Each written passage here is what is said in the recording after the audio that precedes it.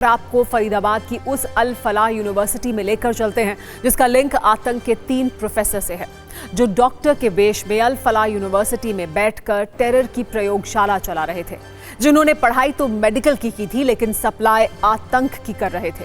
ये वो चेहरे हैं जो डॉक्टर के नाम पर दाग हैं, जिन्होंने MBBS की डिग्री के मायने ही बदल दिए, जिसकी चर्चा अब सोशल मीडिया तक पर हो रही है। सभ्य समाज के लिए और डॉक्टर की पढ़ाई करके लोगों की सेवा करने का इरादा रखने वालों के लिए MBBS का अर्थ है bachelor of medicine, bachelor of surgery.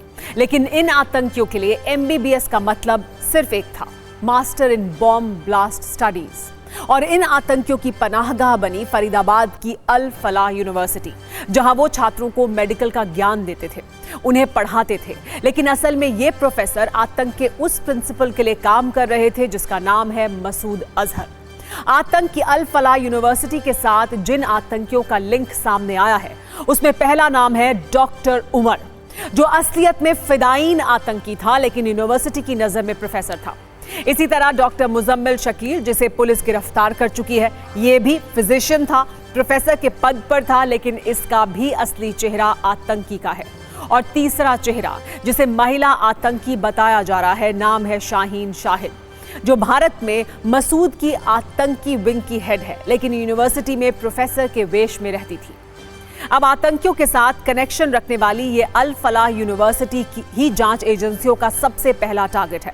अब ये पता लगाने की कोशिश हो रही है कि इस यूनिवर्सिटी में उमर, मुजम्मिल और शाहीन जैसे कितने आतंकी हैं।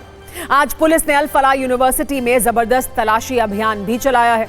पुलिस के अनुसार ये हो सकता है कि दिल्ली ब्लास्ट में इस्तेमाल किया गया विस्फोटक यूनिवर्सिटी की लैब में ही तैयार किया गया हो।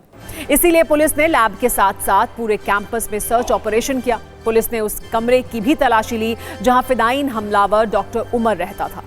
बताया जा रहा है कि पुलिस ने यूनिवर्सिटी के कुछ कर्मचारियों को भी हिरासत में लिया है और सभी संदिग्ध लोगों के साथ सख्ती से पूछताछ की जा रही है।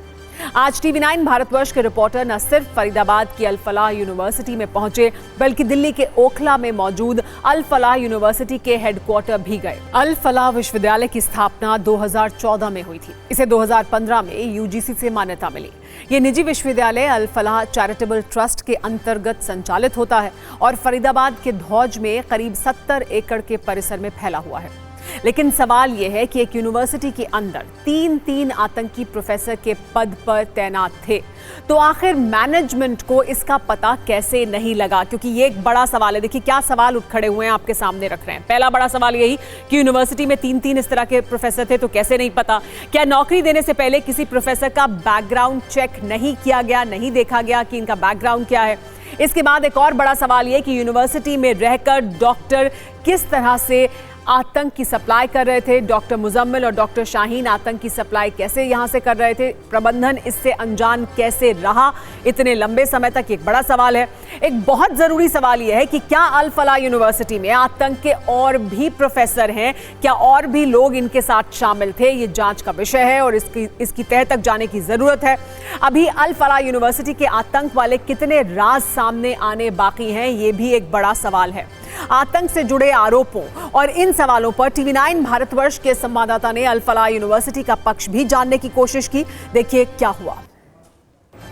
हम जो है कोशिश करेंगे डॉक्टर भूपेंद्र कौर जो हैं, जो VC हैं अल फलाह यूनिवर्सिटी की, उनसे बात करने के लिए, और यहाँ पर जो है कॉल उनको मिलाते हैं।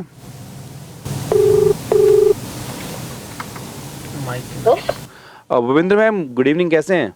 गुड इवनिंग, कौन बोल? मैम मैं जीत भाटी बोल रहा हूँ TV9 से। मैम आपका इंटरव्यू के लिए समय चाहता था, अगर आप दे दें तो। मैम देखिए, जैसे इंटरव्यू की बात करी है, पूछा पहले कौन है, उसके बाद फ़ोन काट दिया।